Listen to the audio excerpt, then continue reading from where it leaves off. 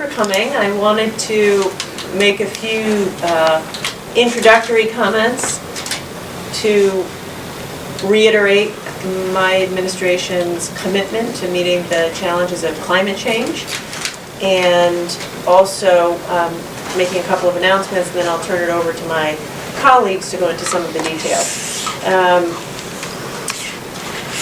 I always begin climate change and energy announcements by reiterating how vital Rhode Island's coastline is to our state. We're the ocean state. 400 miles of coastline, tens of thousands of acres of open space, and this is a source of great pride.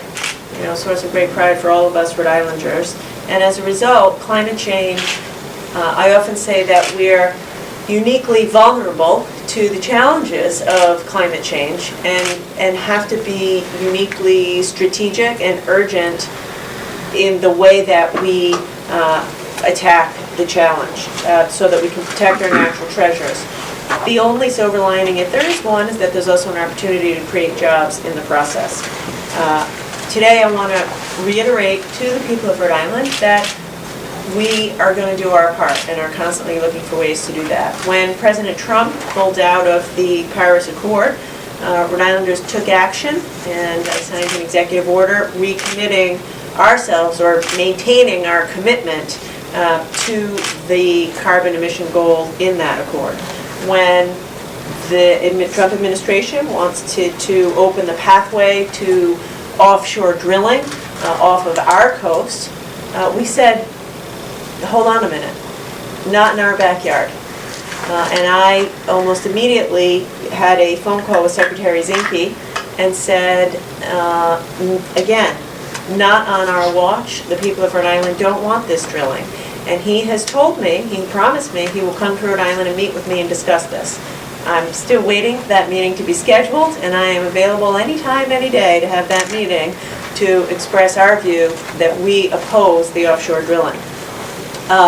We're the only state in America, North America, with an offshore wind farm, something that is known here from CRMC, but everybody moved heaven and earth to make that happen, and that is working. I also want to thank my staff, including Janet Coit, who isn't here, for playing such a key leadership role in the summer meetings to expand RGGI, which is, as we know, a multi-state cap-and-trade program. We expanded our commitment to RGGI, expanded and increased the limits, and Rhode Island played a leadership role in that, and we've recommitted ourselves to that. We've also successfully implemented efficiency and energy saving measures through OER that have helped put money back into Rhode Islanders' pockets, and Carol, I think, is going to talk about that. In the process of doing all of this, committing ourselves to green energy, committing ourselves to renewables, committing ourselves to energy efficiency, we've created a lot of jobs. In 2014, there were fewer than 10,000 green jobs in Rhode Island. Since then, we've added more than 5,000 jobs, and we're on track to hit our goal to have 20,000 green jobs by 2020. 20,000 jobs. You know, that's a meaningful piece of our economy. These are good jobs, sustainable jobs, and well-paying jobs. So we have to continue to make progress there. We also set another goal last year via executive order to make our energy system 10 times cleaner by 2020. I remember clearly when I started that goal and signed the executive order, there was a mild panic that went through the team, but we felt that it was appropriately ambitious but achievable. And I'm very proud to say we're well on our way to getting there. Because of net metering, and I want to thank the legislature for their collaboration in that, we've made it easier for homeowners and especially small business owners to install solar, and we've helped municipalities to install solar and other green infrastructure. We've installed solar panels on a number of state buildings, including this one.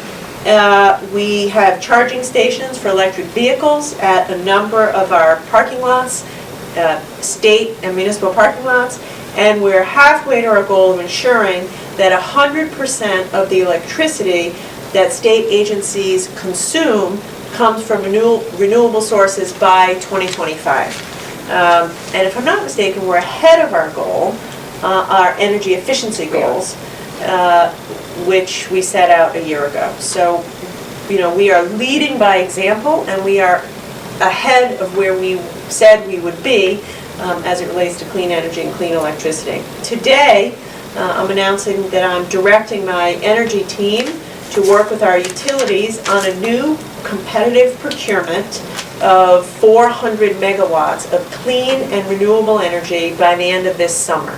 And Carol's going to talk about it in just a second. So what does that mean? It means by the end of this summer, 6 months from now, there will be 6 times as much clean and renewable energy in Rhode Island as there was when I first took office.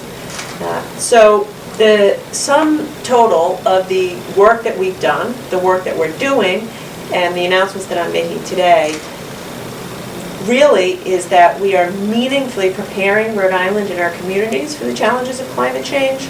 I have also proposed to the legislature a ballot initiative, which we're going to be talking about later this week, to help Rhode Island and its communities become more resilient, especially our coastal communities, in the face of climate change. And we are moving forward as aggressively as we can, both in terms of energy efficiency, the cleanest energy is what you don't consume, as well as doing what we can locally and also participating in regional procurements because we want to do everything we know how to do in order to make Rhode Island sustainable, clean, and create jobs in the process. It's harder and harder every day under this administration in Washington. We are aware of the threat, and we're going to keep pushing back every time we see the Trump administration threatening our efforts to help Rhode Island become a place of sustainability and renewable energy. So with that, I'm going to ask Carol to go through some of the specifics. Sure. Thank you, Governor. 2 things I think we are here for today. One is to note the progress and the momentum in the clean energy goals that the Governor has set out. And she's really given the high levels on that we have made great progress. Since she made the announcement, we have already doubled the amount of clean energy for Rhode Island. So we are seeing momentum. The Union of Concerned Scientists, which gave rankings of states and their clean energy momentum, ranked Rhode Island as 4th in the country on clean energy momentum. And we are seeing it in very tangible ways. I walk out my front door and see that my neighbor is using a Rhode Island company whose workers are on the roof putting on a solar installation just right in front of my eyes. And we see it, I think, across the state.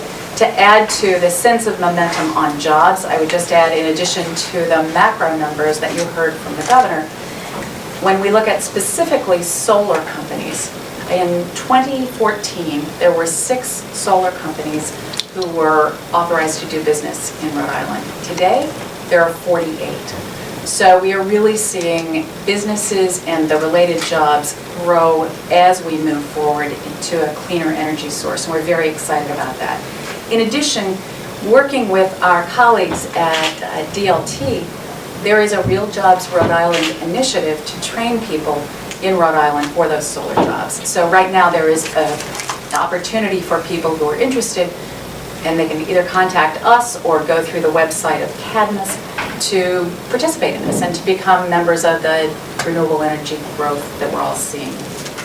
So turning to the 1,000 megawatt goal that the Governor laid out for us, we're making great progress toward that. But today, to add to that momentum and accelerate our progress, the Governor has asked us to issue and to work with the utilities to issue a 400 megawatt large-scale renewable procurement.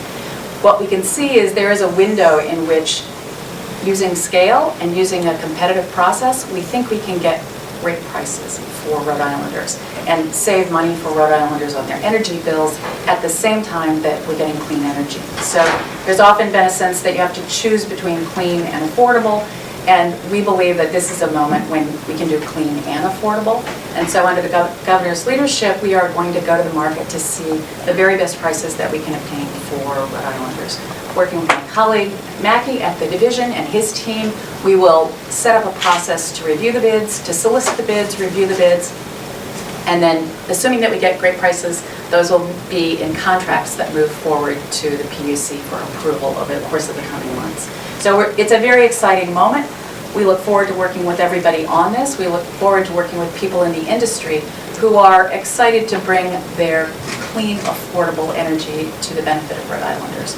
And with that, I'd like to now turn to Jamie Dickerson, who is here from the Northeast Clean Energy Council, and who can speak on behalf of both the regional perspective on clean energy and his member companies who work in this field.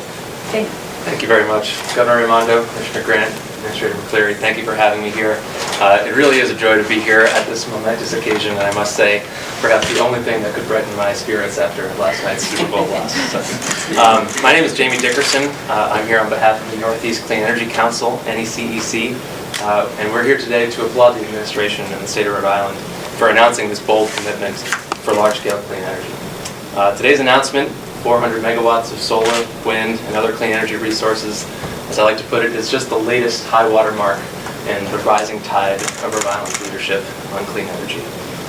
The ambitious policy actions like this are what is making Rhode Island an increasingly attractive market for clean energy and economic development, and that means megawatts installed, millions of dollars invested, and 21st century clean energy jobs right here in Rhode Island.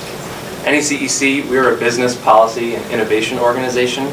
We're active in New England and New York, and our member companies span a broad spectrum of solar, on and offshore wind, energy storage, and a host of other technologies. So, NECEC has long been a big supporter of competitive procurements and long-term contracts for grid-scale clean energy. These procurements are a proven mechanism that states can choose to employ. They want to complement the foundational policies like Rhode Island's renewable energy standard. Working together, these policies will allow Rhode Island to tap into the cost-effective, affordable clean energy resources that we heard discussed today, and really showcase the increasing economic competitiveness of these resources in our own region. Costs continue to plummet for Class 1 resources. Class 1, we say that to mean solar, onshore, and offshore wind, and a number of other technologies. Especially as regional action works in concert, these economies of scale are really starting to emerge here in the Northeast. We've also seen recent procurements yield some truly innovative, fascinating project types like offshore wind combined with energy storage. And we're just so eager to see the ingenuity that's going to surface here in Rhode Island. And so for good, forward-looking state energy policy like this, the proof is in the pudding when it comes to the market's response. Every time Rhode Island takes a step forward, not only does it get the attention of our member companies, but we have nation-leading companies calling us up on the phone and saying, what's going on down in Rhode Island? We want to be a part of that. And I think in the last several years we've seen homegrown Rhode Island companies grow, we've seen Massachusetts-based companies expand into Rhode Island, and we've seen nation-leading companies establish their first offices right here in the Ocean State. And we know for a fact that a procurement of this size is going to attract the top-tier companies to come into Rhode Island, expand and develop at scale. So I think in many ways the word of the day is momentum. Rhode Island has been growing its clean energy momentum for many years now, and the track record that the state has established gives NECEC and the clean energy industry at large every reason to be hopeful for the future, despite some of the headwinds at the federal level that we've heard about. So again, in conclusion, NECEC is here to offer its praise for Rhode Island and the Raimondo administration for committing to this clean energy procurement. We really look forward to working with the administration, with OER, with National Grid and other stakeholders to help develop the RFP over the coming months. And again, we couldn't be more excited that Rhode Island is taking this significant next step and carrying the momentum forward. Thanks very much.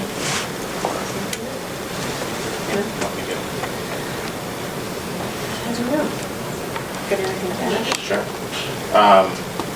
So hi, I'm Mackie McCleary, the administrator of the Division of Public Utilities. And I think from a ratepayer advocate point of view, I'd just like to say that I think if there's one thing that is clear, is that the future of energy is smart, it's clean, it's affordable, and it's reliable.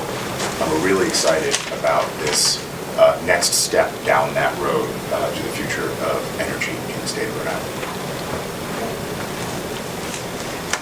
Thank you. Any questions? What type of energy is going to qualify for this RFP? Is it onshore, offshore? How far away can it be imported from? It'll be under the long-term contract statute. The renewable, class 1 renewables are eligible, which includes onshore, offshore wind, solar, biomass. It can be small hydro, less than 30 megawatts. And it needs all of that needs to interconnect with the regional grid. So there's a wide variety. We think that a procurement like this, as Jamie mentioned, gives the market the opportunity to see what is cost effective and also what is out there that people are ready to come forward with in projects that are ready to be built. Are you looking region-wide, or are you looking at things that would create jobs in Rhode Island? Both are eligible and both are welcome. Would you be in favor of projects that create jobs in Rhode Island? Well, all of our existing programs and the momentum that we've talked about are all within Rhode Island, so we do think that we have created programs and policies that do favor Rhode Island specific. On this, it will probably be cost-driven, so it'll be wherever the costs are most effective.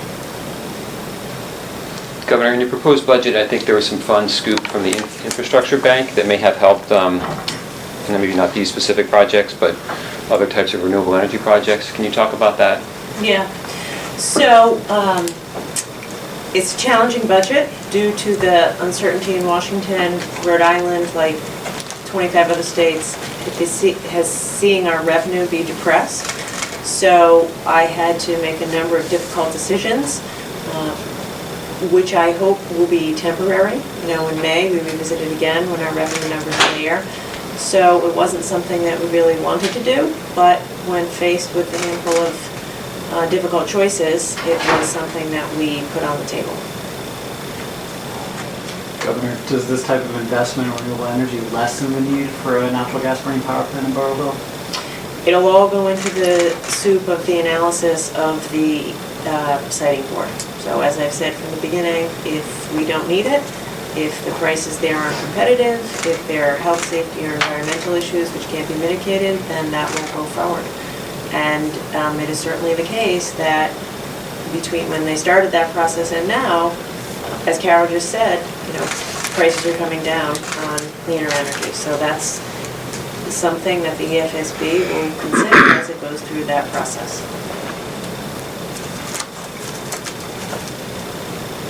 Thanks, everyone.